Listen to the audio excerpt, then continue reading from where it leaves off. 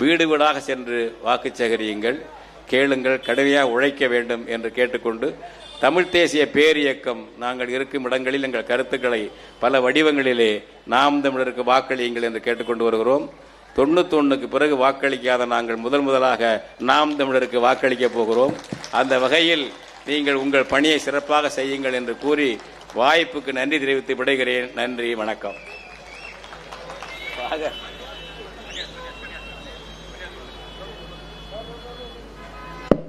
தமிழ்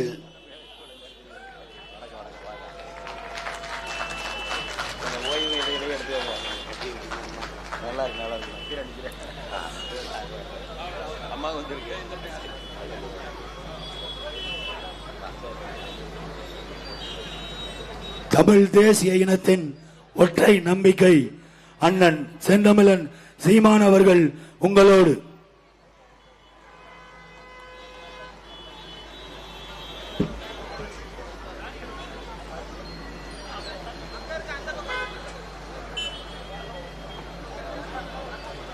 கல்வியா? ஏன் பாட்டா போடு போடு.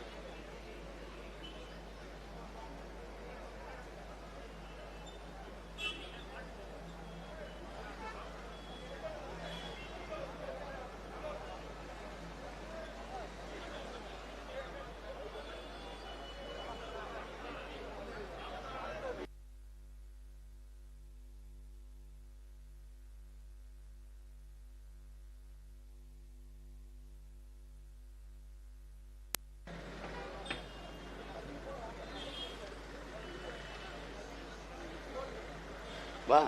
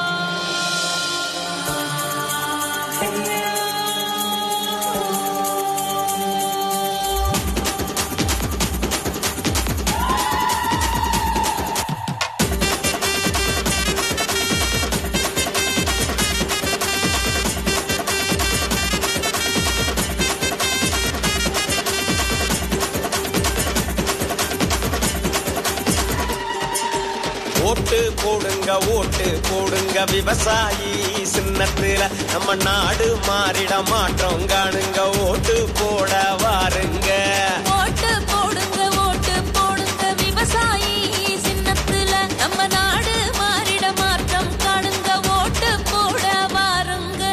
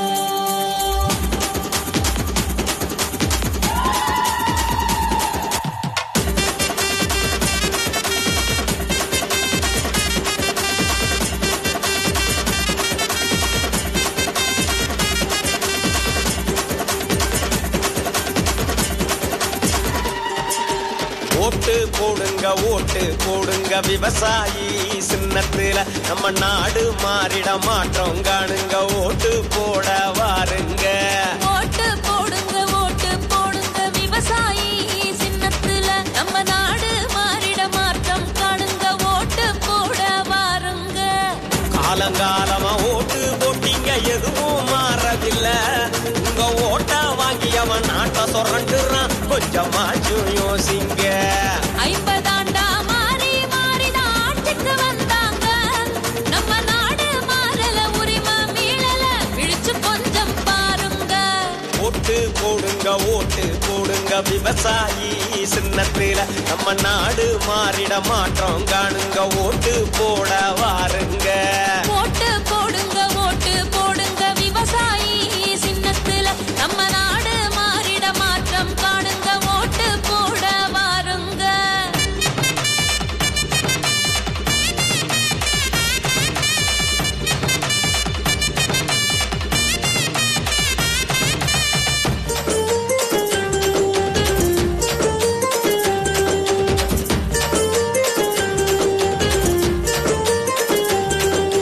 அறிவை திறந்து ஓட்டு போடுங்க, அரசியல் புரிஞ்சு ஓட்டு போடுங்க. இலவசம் தந்தா தூக்கி எறிங்க, காசு கொடுத்தாலும் காரி துப்புங்க. தனித்து தனிக்கிறான் விவசாயி பாரு, துணித்து தனிப்பவன் விவசாயி. கம்பெனி சேர்க்கல விவசாயி, மக்கள் கூட்டணி சேர்த்தவன் விவசாயி. லஞ்சம் ஒழிச்சிட ஓட்டு போடுங்க, ஊழல ஒழிச்சிட ஓட்டு போடுங்க. லஞ்சம் ஒழித்திட ஓட்டு போடுங்க, ஊழல ஒழித்திட ஓட்டு போடுங்க. கல்வி வளர்த்திட ஓட்டு போடுங்க, மருத்துவம் உயர்த்திட ஓட்டு போடுங்க. கல்வி வளர்த்திட ஓட்டு போடுங்க, மருத்துவம் உயர்த்திட ஓட்டு போடுங்க. மண் வளங்காத்திட ஓட்டு போடுங்க, காடு கடல் மலை காத்திட ஓட்டு போடுங்க. மதுக்கடைய ஒழித்திட ஓட்டு போடுங்க. அதுக்கு விவசாயி விவசாயி விவசாயி சின்னத்துல ஓட்டு போடுங்க. அதுக்கு விவசாயி சின்னத்துல ஓட்டு போடுங்க. ஓட்டு போடுங்க, ஓட்டு போடுங்க விவசாயி சின்னத்தில நம்ம நாடு மாறிட மாற்றம் காணுங்க. ஓட்டு போட வாருங்க.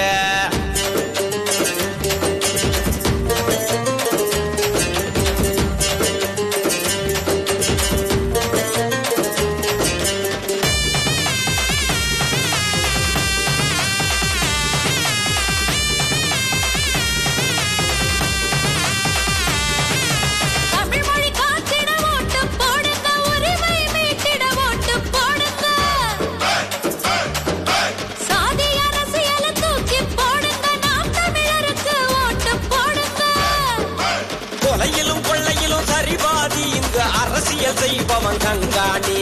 மழையிலும் வெயிலிலும் விவசாயி கட்சி கரவெட்டி திருட முதலாளி. உழவு உயர்த்திட ஓட்டு போடுங்க, அரசு வேலைதான் ஓட்டு போடுங்க. உழவு உயர்ந்திட ஓட்டு போடுங்க, அரசு வேலைதான் ஓட்டு போடுங்க. நீர் இலவசம் ஓட்டு போடுங்க, கண்ணீர் துடைக்கதான் ஓட்டு போடுங்க. நீர் இலவசம் ஓட்டு போடுங்க, கண்ணீர் துடைக்கதான் ஓட்டு போடுங்க. தலைமுறை மீள ஓட்டு போடுங்க, இன விடுதலை அடைந்திட ஓட்டு போடுங்க. சீமான் தமிழ் மகன் ஓட்டு போடுங்க. நம்ம விவசாயி விவசாயி நம்ம விவசாயி சின்னத்துல ஓட்டு போடுங்க. நம்ம விவசாயி சின்னத்துல ஓட்டு போடுங்க. ஓட்டு போடுங்க, ஓட்டு போடுங்க விவசாயி சின்னத்தில நம்ம நாடு மாறிட மாற்றம் காணுங்க. ஓட்டு போட வாருங்க.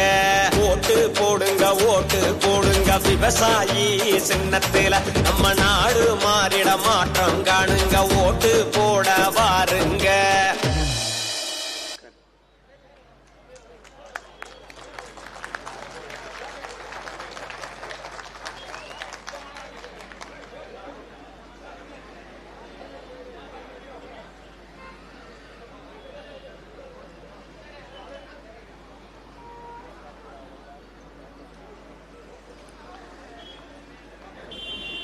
எங்களின் உயிரோடும் உணர்வோடும் கலந்து வாழ்கின்ற அன்பு உறவுகள் அனைவருக்கும் வணக்கம்.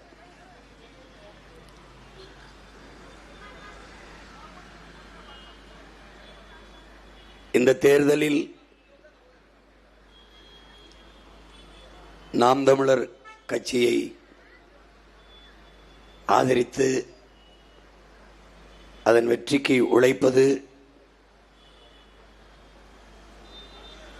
என்ற முடிவை எடுத்த தமிழ் தேசிய பேரியக்கத்திற்கும் அதனுடைய தலைவர், தமிழ் தேசிய அரசியலினுடைய ஆசான், எங்களுடைய அன்பிற்கும் பாசத்திற்கும் உரிய அப்பா மணியரசன் அவர்களுக்கும், கட்சியினுடைய பொதுச் செயலாளர் ஐயா கி வெங்கட்ராமன் அவர்களுக்கும், என் அன்பு தம்பி அருணபாரதி அவர்களுக்கும், பாடலை வடித்து கொடுத்த என் அன்பு தம்பி பாவலர் கவிபாஸ்கர் அவர்களுக்கும், என் அன்பு இளவல்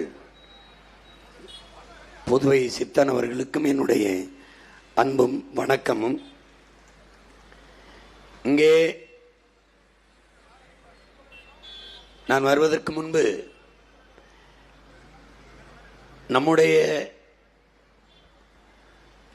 நாம் முன்னெடுக்கிற இந்த தேசிய மீட்சிக்கான, அதன் விடுதலைக்கான, எதிர்கால பாதுகாப்பான நல்வாழ்வுக்கான அரசியலில் வலுவான அடித்தளத்தை பதித்து தடம் பதித்து தந்த பெருந்தகை நம்முடைய அப்பா மணியரசன் அவர்கள் கூறியது போல, இது ஒரு மனிதனால் செய்து முடிக்கக்கூடிய காரியம் அல்ல. இது ஒவ்வொருவரும் முனைப்போடு செய்ய வேண்டும். இது யாருடைய வேலையோ என்று எல்லோரும் கருதுகிறார்கள். இந்த மண்ணில் பிறந்த ஒவ்வொரு மகனினுடைய மகளினுடைய பிறவிக் கடமை என்பதை புரிந்து கொண்டு செய்ய வேண்டும். அப்படி இங்கே ஒரு சமூக கட்டமைப்பில் ஒரு நாட்டை கட்டமைக்கும் போது அடிப்படை அறிவிலிருந்தான் தொடங்க வேண்டும். கல்விதான் ஆகச் சிறந்த செல்வம். ஒரு நாட்டில் அறிவு செல்வம் தான். ஒரு நாட்டின் எதிர்காலமே அந்த நாட்டின் வகுப்பறையில் தான் தீர்மானிக்கப்படுது என்கிறார்கள். ஆனால் இங்கே கல்வி என்பது ஒரு மிகச்சிறந்த வர்த்தக பொருளாக, அதிக லாபம் ஈட்டும் தொழிலாக மாறி நிற்கிறது. உங்களுக்கு தெரியும், அரசு பள்ளி கல்லூரிகளின் தரத்தை விட தனியார் முதலாளிகளின் பள்ளி கல்லூரியின் தரம் அதிகமாக இருக்கிறது. அறிவு கல்வி என்பது மானுட உரிமை. கொடுக்க வேண்டியது அரசின் கடமை. கொடுக்காமல் இருப்பது மாபெரும் கொடுமை. அதை தகர்த்து சரியான சமமான தரமான கல்வியை நாட்டு பிள்ளைகளுக்கு, நாட்டு மக்களுக்கு கட்டணமில்லாமல் கொடுக்க வேண்டும். ஒரு அறிவு சமூகத்தை உருவாக்க வேண்டும் என்று உங்கள் பிள்ளைகள் கனவு காண்கிறோம். ஒவ்வொன்றாக தாளில் வடித்து தந்தோம் எங்கள் தத்துவத்தை, நீங்கள் கவனிக்கவில்லை. காகிதத்தில் எழுதி தந்தோம் எங்கள் கனவை, கவனிக்கவில்லை. காட்சிப்படுத்தி உங்கள் கண்முன்னே எங்கள் கனவுகளை விரிக்கிறோம். அதிலே நம்முடைய அரசு அமைகிற போது கல்வியை எப்படி கொடுப்போம் என்பதை சுருக்கமாக, நான் நேரம் குறைவாக இருக்கு, போடுங்க வேகமா போதும். நீட்டுக்கு போம்.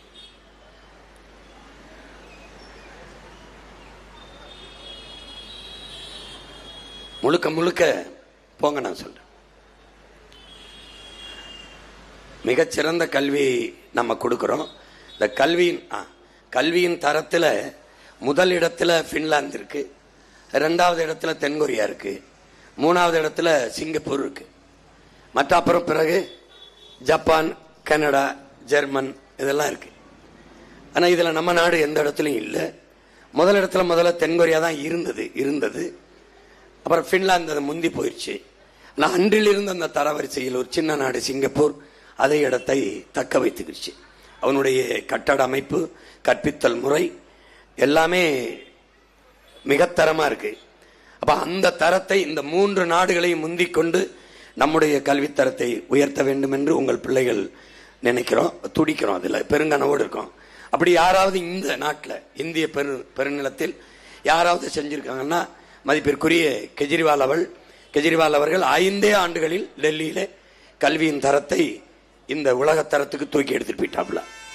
அதுக்கப்புறம் இங்க கேரளாவிலே இப்போது இருக்கிற முதலமைச்சர் ஐயா பினராயி விஜயன் அந்த தரத்திற்கு தன் மாநில கல்வியின் தரத்தை, அரசு பள்ளி கல்லூரிகளின் தரத்தை தூக்கி எடுத்துட்டு போயிட்டாப்ல. அப்ப இவர்களால் முடியாதது நம்மால் முடியாதா என்பதைத்தான் உங்கள் பிள்ளைகள் உங்களுக்கு சொல்ல விரும்புகிறோம். இப்போ கல்வியை ஏற்கனவே நான் திரையிட்டு காட்டியிருக்கேன். காரைக்குடியில், மற்ற ஊர்களில். அதில் என்னென்னா இப்போ நேரம் இல்லை. இந்த நீட் இந்த நீட்டை ஏன் நம்ம எதிர்க்கிறோம் அதிலிருந்து பார்ப்போம். இப்ப நீட்டுங்கிற தேர்வை நடத்துறது யாருன்னா நம்ம நாட்டு அரசு இல்லை, நம்ம நாடு இல்லை, அமெரிக்காவில் இருக்கிற இந்த ப்ரோமெட்ரிக்குங்கிற தனியார் நிறுவனம் நடத்துது. இது நல்லா கவனிச்சுக்கணும். ஒரு அமெரிக்காவில் இருக்கிற தனியார் நிறுவனத்திற்கு இந்தியா நாட்டில் தரமான மருத்துவரை தேர்வு செய்து தர வேண்டும் என்று என்ன வேண்டுதல், என்ன தேவை, அதை அறிவிச்ச முகம் என் அன்பு தம்பி தங்கைகள் சிந்திச்சு பார்க்கணும். அமெரிக்காவில் இருக்கிற முதலாளிக்கு ஏன் இந்த தேர்வு நடத்த ஒப்பந்தம் கொடுக்கப்பட்டது? அதுதான் முதல் கேள்வி. பாருங்க,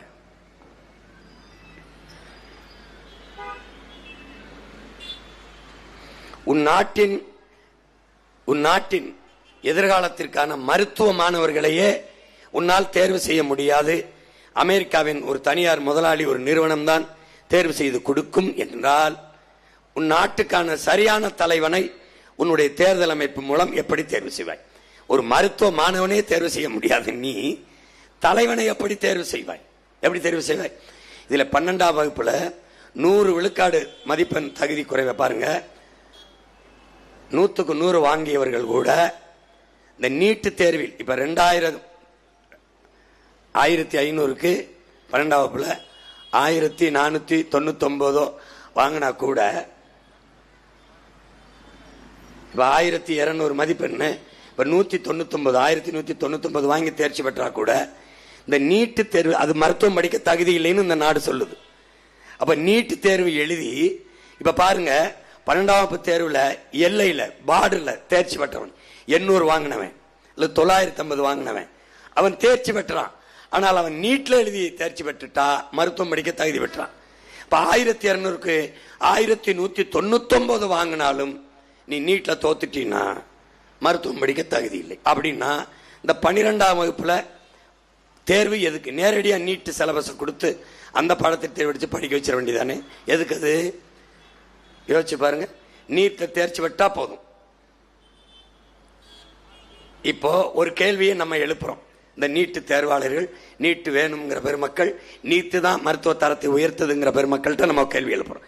என்ன கேள்வினா, நீட்டில் தேர்ச்சி பெற்ற வந்த மாணவருக்கு பாடம் நடத்த போற மருத்துவக் கல்லூரி பேராசிரியர்கள் யார்? அதான் கேள்வி. அதே பழைய பேராசிரியர்கள், இவர்கள் நீட்டு தேர்வில் எழுதி வந்தவர்கள் அல்ல. ஆனால் இந்த மருத்துவ கல்லூரியிலே பாடத்திட்டம் என்ன? அதே பழைய பாடத்திட்டம், பழைய சிலபஸ். பாடத்தை கற்பித்தல் முறை என்ன? அதே முறைதான்.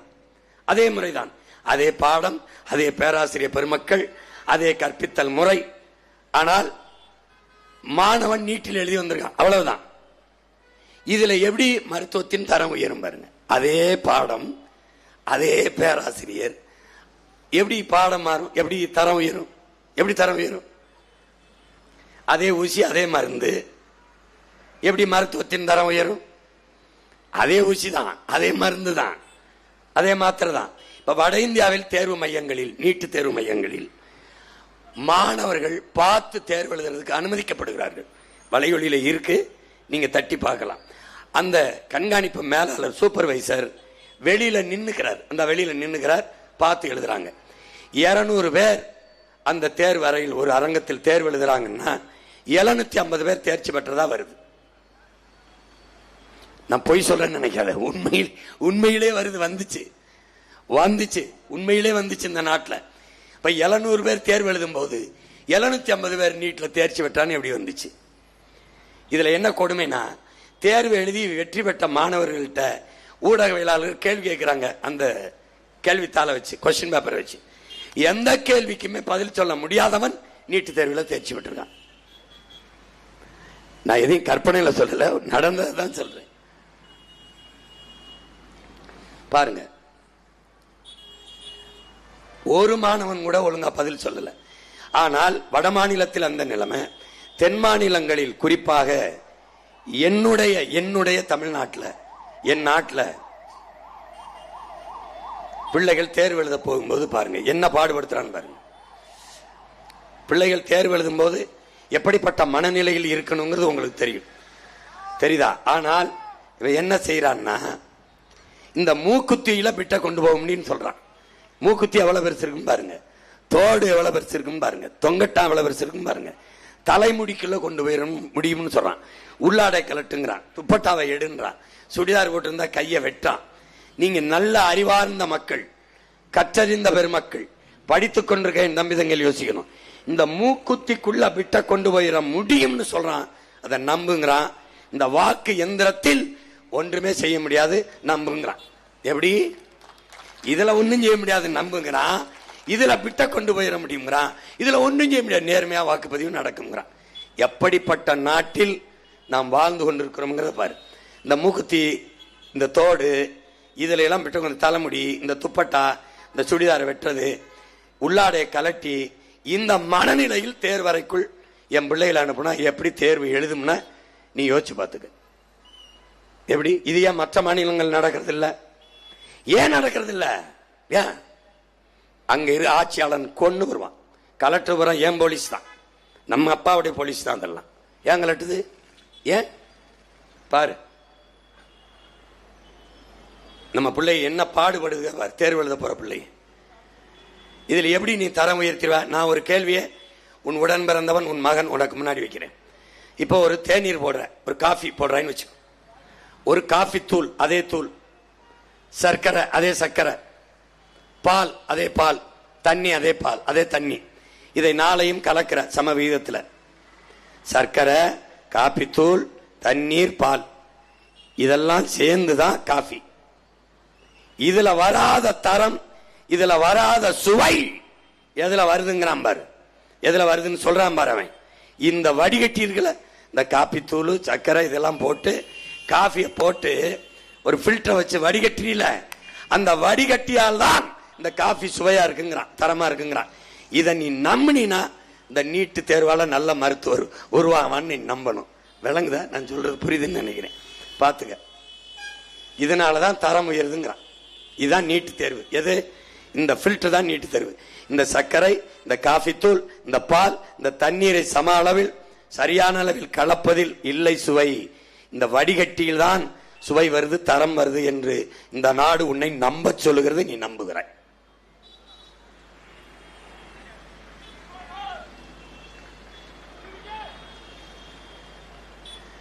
அது எந்த வடிகட்டி?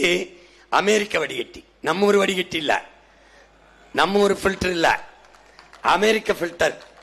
அவன் இந்திய நாட்டில் நல்ல மருத்துவர்களை தேர்வு செய்து இந்தியாவுக்கு சேவை செய்யணும், இந்தியாவுக்கு அருமையான மருத்துவர்களை உருவாக்கி கொடுக்கணும் அப்படின்னா ஏன் இவன் அமெரிக்காவில் இவன் ஏன் இந்த ப்ரோமெட்ரிக் அமெரிக்க நாட்டு மருத்துவ மாணவர்களுக்கு தேர்வு நடத்தல?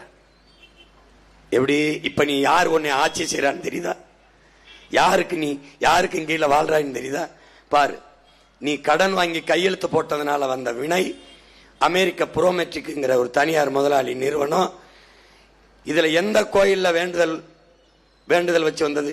இந்திய நாட்டில் தரமான மருத்துவனை நான் உருவாக்கி தரேன்னு. இல்ல நம்ம பெருவுடார் கோயிலையா, திருப்பதி வெங்கடாசலபதி இல்லையா, இல்ல நாகூர் தர்காவிலையா, இல்ல அன்னை வேளாங்கண்ணில, எந்த கோயில்ல வேண்டுனான்? இவனுக்கு என்ன தேவை இருக்கு? என்ன தேவை இருக்கு சொல்?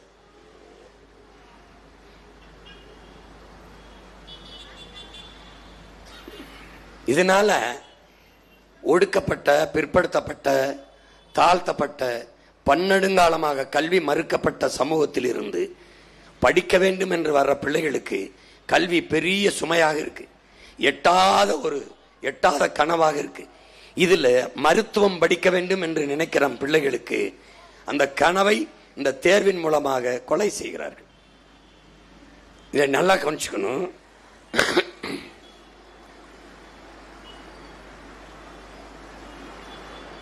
உங்களெல்லாம் யாரா மருத்துவம் படிச்சு டாக்டராக சொன்னான்னு கேட்கறதுக்கு தான் அந்த வேலை செய்யறான். இப்ப அந்த நீட்டு தேர்வை நம்ம எதிர்க்கிறோம். தமிழ்நாட்டு அரசு, மாநில அரசு போடுற சட்டம் நான் என்ன பண்ணுவேன்? இந்த நீட்டு தேர்வை நான் ஏற்கல, பழைய என்னுடைய தேர்வு முறைக்கு நான் போறேன் அப்படின்னு ஒரு சட்டம் போடுவேன். போட்டவன மத்திய அரசுக்கு என்ன சொல்லும், மாநில என்ன சொல்லியிருக்குன்னு சொல்றேன். மாநில அரசு சட்டங்களை மத்திய அரசு மதிக்க தேவையில்லை என்று சொல்லும். மறுபடியும் நான் ஒரு சட்டம் போடுவேன். மாநில அரசின் சட்டங்களை மதிக்காத மத்திய அரசின் சட்டத்தை நான் என்ன மைத்துக்கு மதிக்க வேண்டும்? எப்படி போடுவேன்? எப்படி போடுவேன்? எப்படி போடுவேன் பாரு. என்ன மயத்துக்கு நான் மதிக்கணும்னு கேட்பேன். எப்படி கேட்பேன்? அப்போ என் சட்டத்தை மதிக்காத உனக்கு எதற்கு என்னுடைய வரி? கல்வி மானுட உரிமை, கல்வி மானுட உரிமை. அதை யாரை கேட்டு எடுத்துட்டு போன? நீ எதுக்காக மாநிலங்களை பிரித்தாய்? என்ன நோக்கத்துக்காக பிரிக்கப்பட்டது? எதற்காக? அந்தந்த மாநிலத்தின் வாழ்கிற மக்களின் மொழி, கலை, இலக்கியம், பண்பாடு, வழிபாடு, தொன்று தொட்ட வேளாண்மை, அங்கு இருக்கிற பெண்களுக்கான பாதுகாப்பு, உரிமை, பொருளாதார தொழில் வளர்ச்சி, பொருளாதார மேம்பாடு, கல்வி, கல்விக்கேற்ற வேலை, வேலைக்கேற்ற சம்பளம், அதை கொண்டு வாழ்கிற பெருமை மிக்க வாழ்வு, காட்டு வளம், கனிம வளம், நீர் வளம், கடல் வளம், மலை வளம், மணல் வளம், இவற்றை எல்லாம் காப்பது.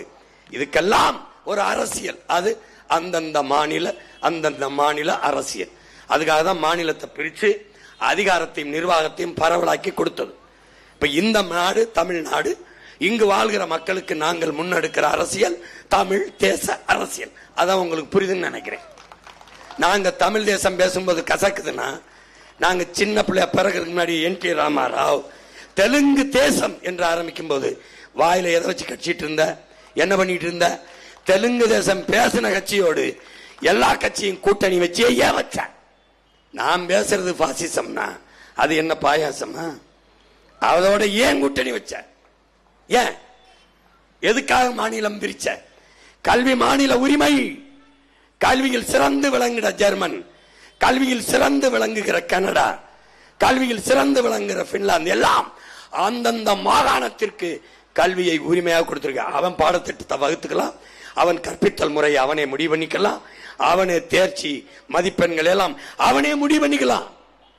அப்படித்தான் அமெரிக்கா, அப்படித்தான் கனடா, அப்படித்தான் ஜெர்மன். கல்வி மாநில உரிமை. இப்ப நீ என்ன பண்ண? எடுத்துக்கிட்டு போயிட்ட. இவன் கேட்டு வாங்குற மாதிரி தெரியல. நீ எப்படி எடுத்துக்கிட்டு போனியோ அப்படி நான் எடுத்துக்கிட்டு வர்றேன். நீ இதுவரைக்கும் இருந்தது இந்த கருணாநிதி மையம், இந்த மாதிரி ஆட்களை தானே பார்த்திருக்க. ஐயா கருணாநிதி இங்க நிக்கிறவன் யாருன்னு பாரு. பிரபாகரன் என்ற பெருமரவனின் மகன், மணியரசன் என்ற மகத்தான அறிவு பொக்கிசத்தின் பிள்ளை. நீ சாதாரணமான நினைச்சுக்கிட்டு இருக்காத. நீ இங்க பார், என் இன முன்னோர்கள் தூக்கிய ஆயுதங்கள், வாள், வேல், துவக்கு, எல்லாவற்றுக்கும் எதிரான ஆயுதங்களை நீங்கள் எல்லாரும் வச்சிருந்தீங்க. ஆனால் அவன் பிள்ளைகள் நாங்கள் தூக்குற அறிவாயுதத்துக்கு எதிரான ஆயுதம் உலகத்தில் எவனிடத்திலும் இல்லை. எங்களை மோதி வெல்ல இதுவரைக்கும் எவனும் பிறக்கல. பிறந்தாலும் அது எங்க பிள்ளையாத்தான் இருக்கும். என் வரி, என் நாடு, என் மக்கள், என் ஆட்சி, என் நிர்வாகம். தலையிட்ட அவ்வளவுதான். நீ என்ன பண்ணுவ? என்ன ஆட்சியை கலப்ப, மறுபடியும் தேர்தல் வப்பீல, அப்போ நான் நிப்பன்ல, ஜெயிப்பன்ல, திருப்பி அதையே செய்வன்ல, அப்புறம் கலப்பில்ல. எப்படி ஆட்டம் எப்படி இருக்கு? Very interesting. நீ நினைச்சுக்கிட்டு இருக்க நீ இவன் திருட்டு போய இடி வந்துருமோ, இன்கம் டாக்ஸ் வந்துருமோ, உள்ளதுக்கு போட்டுருவானோ. நீ என்ஐஏ ரைடு தான் என் வீட்டில் விட முடிஞ்சது, இடி ரைடோ ஐடி ரைடோ விட முடியல. என்ற ஒன்னும் இல்ல. எங்கள் ஆட்சியில மருத்துவம்ங்கிற கல்வி, இங்க பாருங்க, என் பிள்ளைகளுக்கு ஒண்ணு சொல்லுவேன், மருத்துவம் தான் சிறந்த கல்விங்கிற மனநிலையை விட்டு ஒழிங்க. மருத்துவமும் கல்வி. உங்கள் பிள்ளைகள் எங்களின் கனவு. இங்க பாருங்க, எங்க தலைவர் 6வது படையாக காவல் படையை கட்டுறார். காவல்துறை படையை கட்டிட்டு பேரணி நடக்குது. பேரணி நடந்த அணிவகுப்பு மரியாதையை தலைவர் வாங்கிட்டு பேசுறார் காவலர்களுக்கு முன்னாடி. குற்றவாளிகளை பிடித்து கூண்டில் நிறுத்துவது அல்ல காவல்துறையின் வேலை. குற்றவாளிகளே உருவாகாத ஒரு சமூகத்தை உருவாக்குவதுதான் காவல்துறையின் வேலை. அது மாதிரி உங்க பிள்ளைகள், என் மருத்துவர்கள்ட்ட சொல்லுவேன், நோயாளிகளை நோயை குணப்படுத்துவது அல்ல என் மருத்துவர்களின் வேலை. நோயாளிகளே உருவாகாத ஒரு சமூகத்தை உருவாக்குவதுதான், நோயற்ற சமூகத்தை உருவாக்குவதுதான் மருத்துவர்களின் மகத்தான சேவை. விளங்குத? ஒரு நாட்டில், என் அன்பு பிள்ளைகளே, எந்த நாட்டில் நீங்க மருத்துவருக்கு அதிக மதிப்பு இருக்கோ, மருத்துவம் மட்டும்தான் சிறந்த கல்வி என்று போற்றப்படுதோ அந்த நாடு நோயுற்ற நாடு, நோயாளிகளை அதிகம் பெற்றிருக்குன்னு அர்த்தம். எந்த நாட்டில் காவல்துறைக்கு, வழக்கறிஞருக்கு, நீதிபதிக்கு பெரும் மதிப்பு இருக்கோ அந்த நாடு குற்ற சமூகம், குற்றவாளிகள் நிறைந்த நாடு என்று பொருள். நீதிமன்றங்கள்ல நடக்க முடியாது, எச்சி துப்புனா யார் தலைவேல தான் விழுவும், அவ்வளவு குற்றவாளிகள் கூட்டம். அப்படின்னா என்ன, நாடு குற்ற சமூகம், அது குற்றவாளிகள் நிறைந்த நாடு. பாத்துக்க, எந்த நாட்டில ஆசிரியருக்கு அதிக மதிப்பு இருக்கோ அந்த நாடுதான் அறிவார்ந்த சமூகம், அந்த நாடுதான் அறிவுரைகளை பெற்ற நாடு. அப்படிப்பட்ட நாடு உலகத்தில் உண்டென்றால் அது பின்லாந்து. போட்டு காட்டுறேன் பேரு.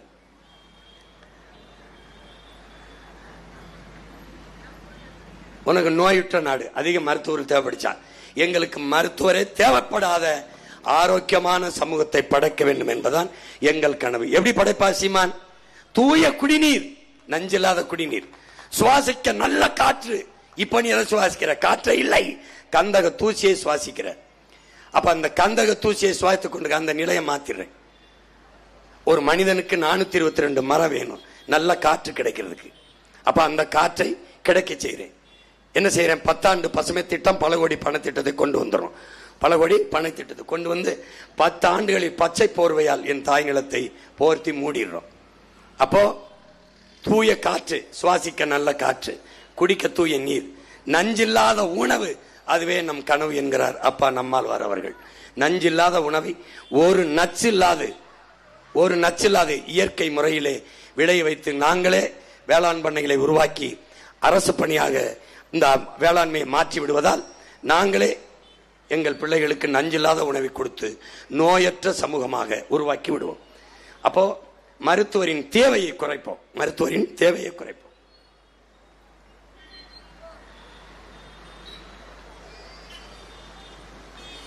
காவல்துறைக்கு எங்க மதிப்பு இருக்கோ அது வழக்கறிஞருக்கு, நீதிபதிக்கு, அது குற்ற சமூகம், குற்றவாளிகள் நிறைந்த நாடு. எந்த நாட்டிலே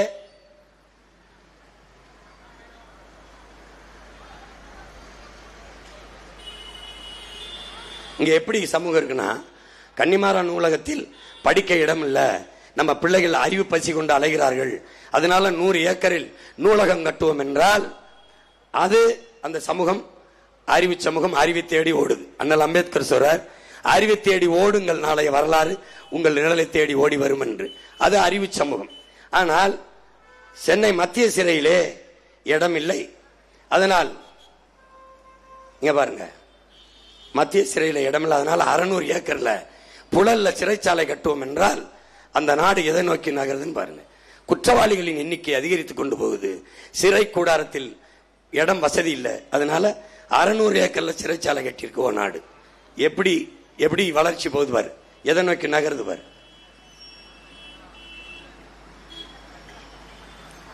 இங்க பள்ளிக்கூடம் எப்படி இருக்கு? பள்ளிக்கூடம் இடிஞ்சு விழுகுது, கழிவறை, பிள்ளைகள் படிக்கிற கழிவறை 100 கோடிக்கு நூலகம் கட்டியிருக்கு. இங்க உட்கார்ந்து படிக்கிறது யாருன்னு நினைக்கிற? தமிழ் எழுத படிக்க தெரியாத 3 தலைமையர் உருவாக்கிட்டு 200 கோடி 300 கோடிக்கு நூலகம். இங்க உட்கார்ந்து போய் பாரு, நான் என்ன சொன்னேன், கருவி எடுத்துட்டு போ, 2 பேர் 3 பேர் ஏதாவது காதலிக்கிற பொண்ணோட உட்காந்து பேசிட்டு இருப்பான், எவனாவது புத்தகத்தை தொட்டு படிக்கிறான் பாரு. இதுக்கு 300 கோடி 400 கோடி எல்லாமே கட்டி அவங்க அப்பா பேர் தான் அப்பாப்புல. ஏன்னா நம்ம முன்னோர்கள் எவனும் தமிழை வளர்க்கல இல்லை. திருவிக்காவோ, கியா பேசுனாதலோ, அண்ணல் தங்கவோ, மரநடிகளோ, வள்ளல் பாண்டித்துறை தவிர எவனுமே பாருல. பாரதி, பாரதிதாசன் அவன்லாம் தமிழுக்கு வளர்க்கல, இவங்க அப்பா மட்டும்தான். அதனால பாரு, 100 கோடிக்கு நூலகம், 10 கோடிக்கு நூலகம் கட்டினால் கூட 200 300 பேர் 400 பேர் உட்கார்ந்து படிக்கிற நூலகத்தை கட்டி விடலாம். எதுக்கு 100 கோடிக்கு? ஆனால் பிள்ளைகள் படிக்கிற பள்ளிக்கூடம் எப்படி இருக்குது? இதுல 98 கோடி 100 கோடிக்கு மதிப்பீடு. இந்த நூலகம் பிள்ளைங்க படிக்கிற இடம் எப்படி இருக்கு பாரு. இது 150 கோடிக்கு. எதுக்கு? நம்ம பிள்ளைய படிக்கிற பள்ளிக்கூடத்தை பாரு எப்படி இருக்கு பாரு. இதான் பள்ளிக்கூடம். பள்ளிக்கூடத்தை குட்டிய சவரா போட்டு இதெல்லாம் நூலகம் வேண்டாம் என்று சொல்லல, எதை தரைப்படுத்தணும், எதுக்கு எந்த அளவுக்கு முதலீடு செய்யணும்னு இருக்கு. அதை செய்யல இந்த அரசு.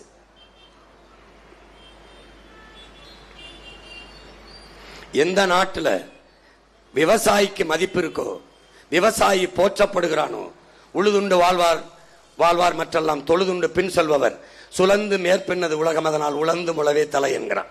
அதை புரிந்து கொண்டு என்றைக்கு ஒரு நாட்டில் விவசாயி வாழ்கிறான் வளர்கிறானோ அந்த நாடு வாழும் வளரும். என்னைக்கு அவன் வாழ முடியாம சாகுறானோ அந்த நாடு சுடுகாடா மாறும். இப்போ விவசாயி போற்றப்பட்டால் அந்த நாடு பசியற்ற நாடு, பஞ்சமற்ற நாடு என்று வரும். எந்த நாட்டில் நெசவாளி போற்றப்படுகிறானோ மதிக்கப்படுகிறானோ அந்த நாடு நாகரிகமான நாடு. ஏனால் ஆடை இல்லாத மனிதன் அரை மனிதன். நாகரிகம் என்பதே உடைதான். உங்களுக்கு புரியுதுன்னு நினைக்கிறேன். அதாவது நிலமற்ற இனமும் நிர்வாண உடலும் உலகில் அவமானகரமானது என்கிறார் எங்கள் உயிர் தலைவன் மேதகு பிரபாகரன் அவர்கள். அப்ப நிர்வாண உடல் என்பது அவமானகரமானது. அப்ப உடைதான் நாகரிகத்தின் அடையாளமாக மாறுகிறது. அப்ப ஒரு நெசவாளி வாழ்ந்தால் போற்றப்பட்டால் அந்த நாடு நாகரிகமான நாடாக மாறுகிறது, வளர்கிறது. அதுபோல ஆசிரியர்கள் மதிக்கப்பட்டால் போற்றப்பட்டால் அது அறிவு சமூகம், அறிஞர்களை கொண்டது. இதுல இருக்கிற IAS IPS நீதிபதி எவராக இருந்தாலும் பிரசவித்தவன் யார் என்றால் அவன் யார்?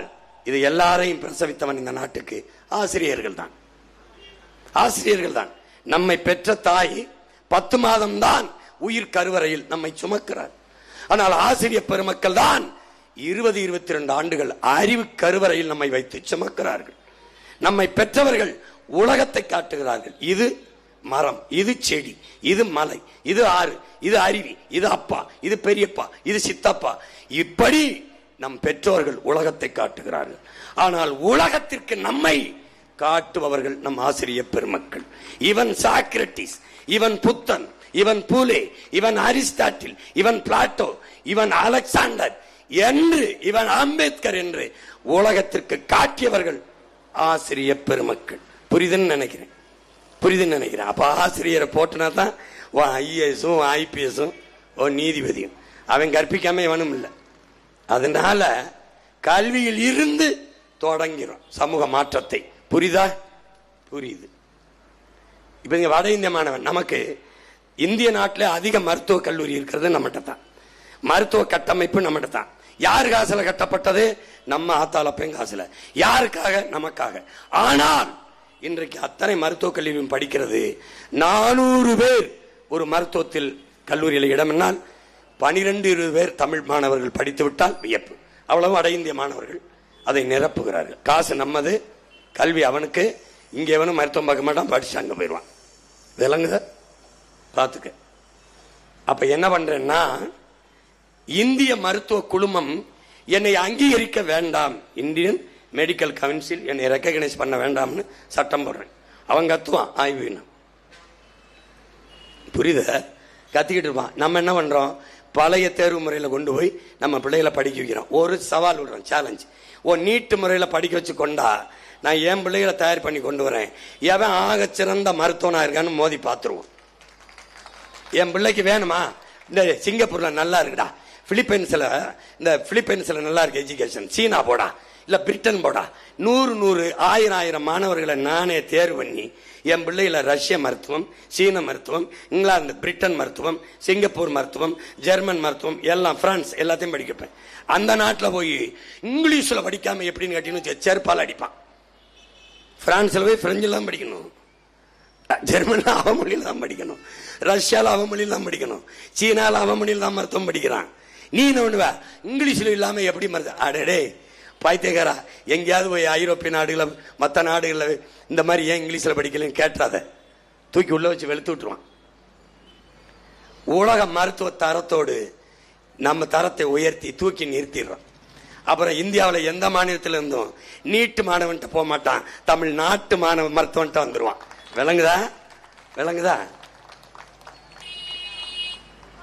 ஏன்னா கட்டணம் இல்லாத கல்வியை நம்ம கொடுக்கறதுனால பிள்ளைகளுக்கான படிப்பை நம்மளே கொடுத்துரும். நம்ம பிள்ளைகளை தேர்வு செஞ்சு நம்மளே ஒவ்வொரு நாட்டுக்கு அனுப்பி படிக்க வச்சு அந்த தரத்தை நம்ம மாணவர்களுக்கு பகிர்ந்து கொடுத்து உலக தரத்திற்கு கொண்டு போயிடும்.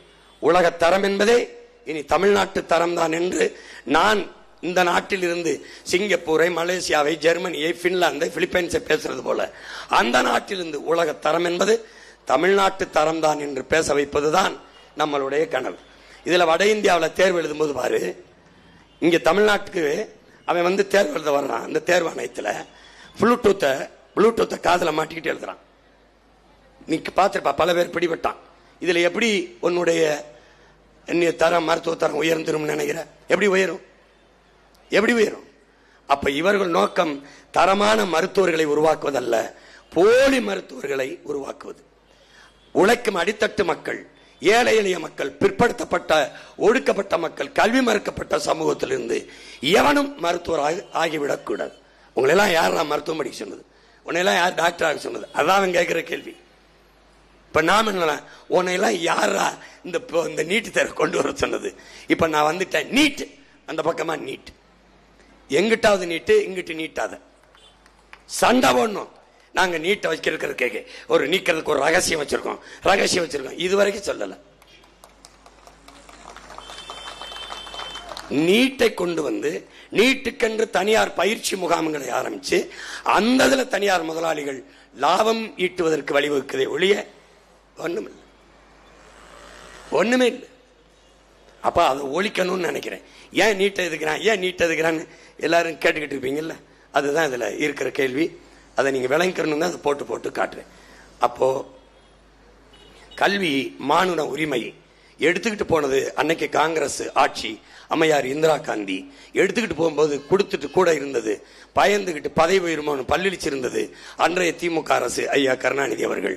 அதன் பிறகு 18 ஆண்டுகள் இந்திய ஒன்றிய அமைச்சரவையில் தொடர்ந்து ஒரு மாநில கட்சி 18 ஆண்டுகள் பதவியில் இருந்தது திமுக தான். 18 ஆண்டுகள் இருந்த போது மாநில உரிமைக்கு அதை கொண்டு வராமல், மாநில பட்டியல் கொண்டு வராமல் இப்போது சொல்கிறார்கள், நாங்கள் வந்தால் கல்வியை பொது பட்டியலிருந்து மாநில பட்டியலுக்கு கொண்டு வருவோம் என்று. கொண்டு வர மாட்டான், கேட்க மாட்டார்கள், எது ஒன்றும் இவர் நிறைவேற்ற மாட்டார்கள். அதனால உங்கள் பிள்ளைகள் கொண்டு வரமாட்டோம், எடுத்துக்கொள்வோம் மாநில உரிமை. என்னதான் நீ மறைச்சிட்டு போன, நீ எப்படி எடுத்துட்டு போனியோ அப்படி நான் எடுத்துட்டு வந்துடுறேன், உன்னால முடிஞ்சதை பாரு, அவ்வளவுதான்.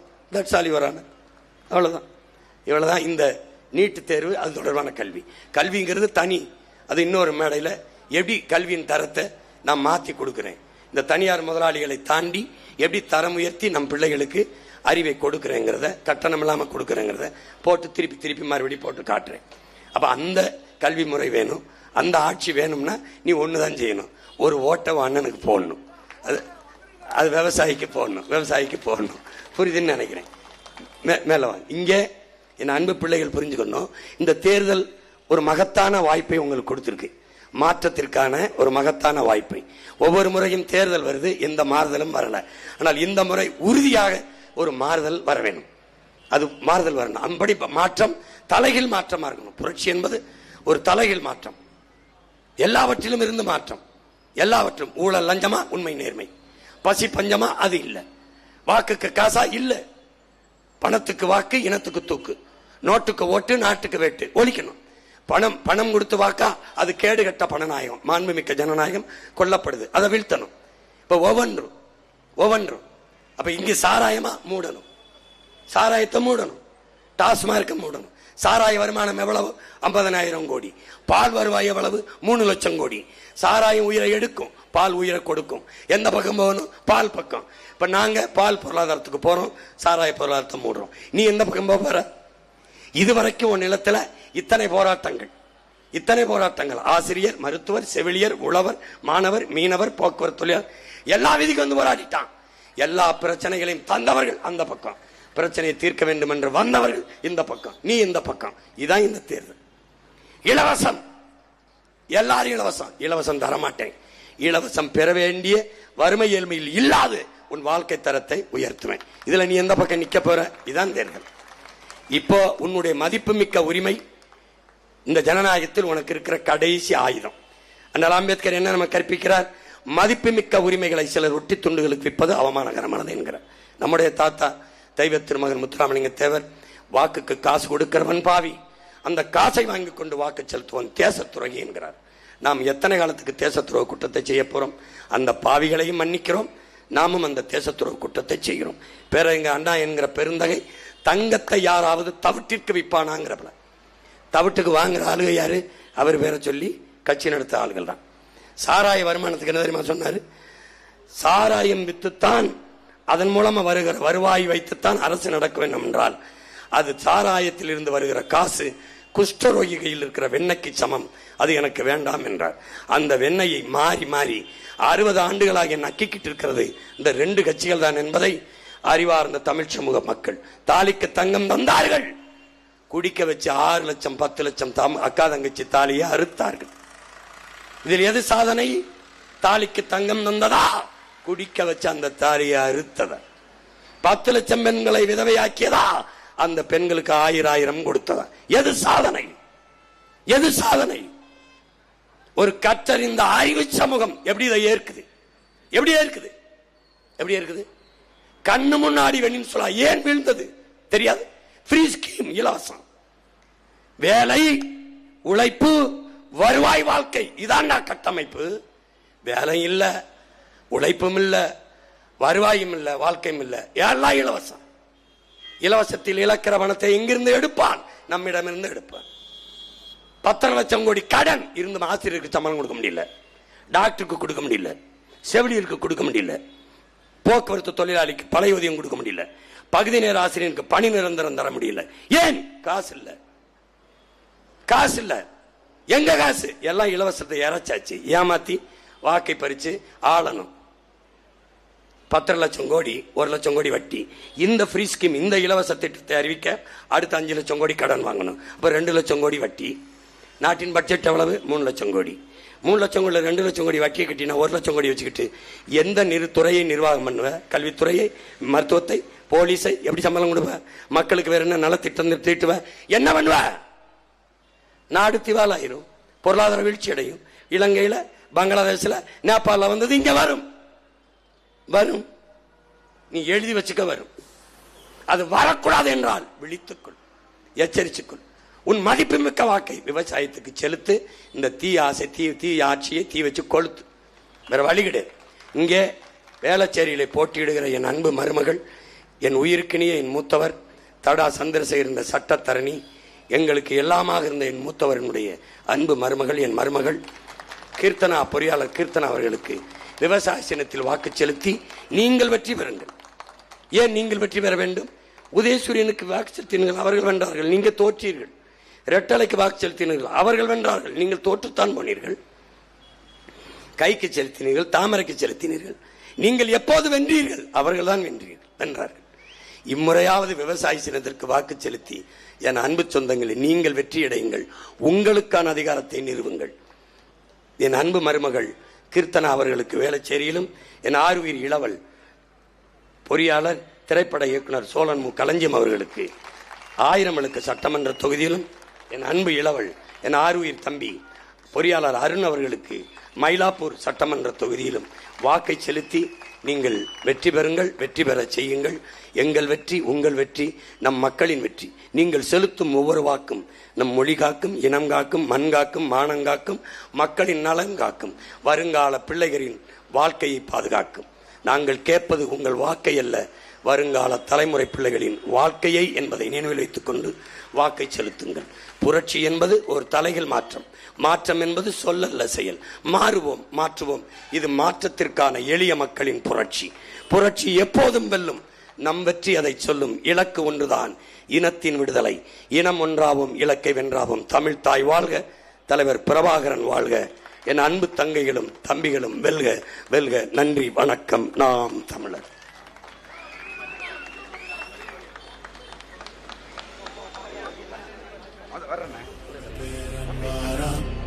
போர்க்களமாக்க போறான், அடங்கானலாய் வாரான், அதகளும் பண்ண போறான். ராவண பேரன் வாரான், விவசாயி வெல்ல போறான், அடங்கானலாய் வாரான், அதகளும் பண்ண போறான். கத்தி கூட்டத்துக்கு பச்சை மட்ட தூக்கி வாரான், மிச்ச வீதி திராவிடத்தை பிச்சு எறிய காட்டான் வாரான். சாதி மோகம் விட்டு ஒளிய கத்தி கத்தி செத்து வாரான். பத்தி எரியும் நாட்டுக்குள்ள பச்சை மண்ண மீட்டு வாரான்.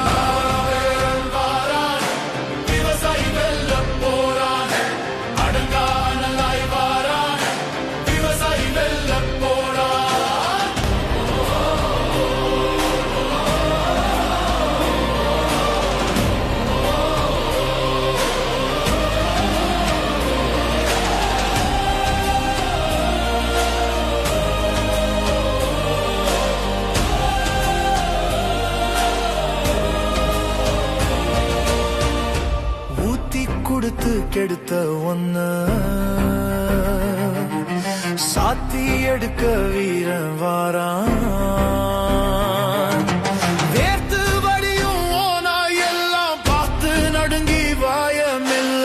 துரோகம் செஞ்ச கழகம் எல்லாம் சேர்த்து வச்சு செய்ய போறான். பாட்டன் பூட்டன் மாறி இல்ல இறக்கம் எல்லாம் காட்ட மாட்டான். ராவண பேரன் வாரான், போர்க்களமாக்க போறான். ராவண பேரன் வாரான், விவசாயி வெல்ல போறான். அலங்காநலாய் வாரான், விவசாயி வெல்ல போறான். ராவண பேரன் வாரான், விவசாயி வெல்ல போறான். அலங்காநலாய் வாரான், விவசாயி வெல்ல போறான். நமது சின்னம் விவசாயி. விவசாயி சின்னத்திற்கு வாக்களிப்போம். வருங்கால தலைமுறைக்கு வாழ்வளிப்போம்.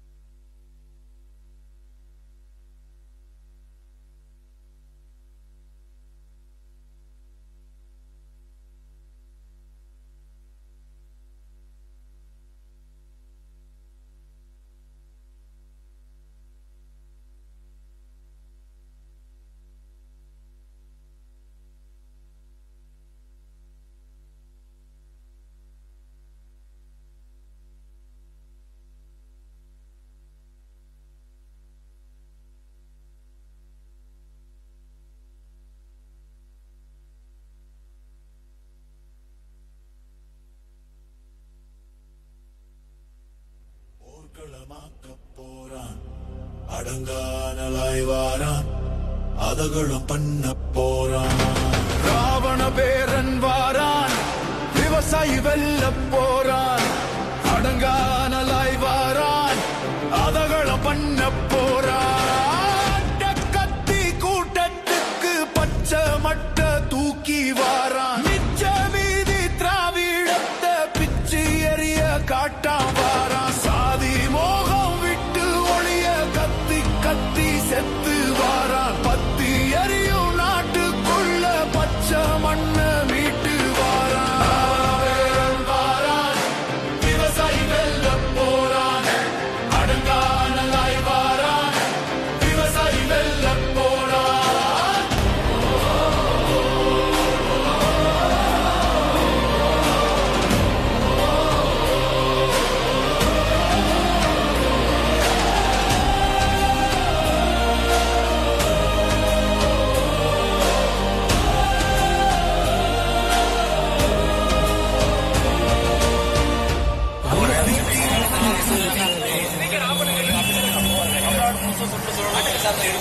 எப்படி இருக்கு மக்கள் மத்தியில் நாம் தமிழர் கட்சிக்கு கடந்த முறையை விட இந்த முறை எப்படி இருக்கு?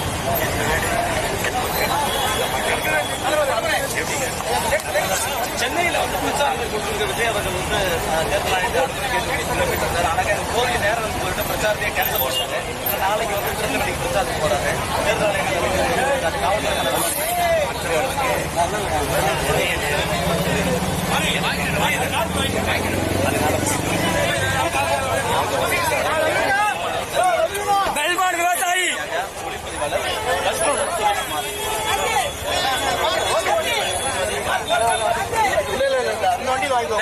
அந்த வண்டியில கொடுப்பாங்க.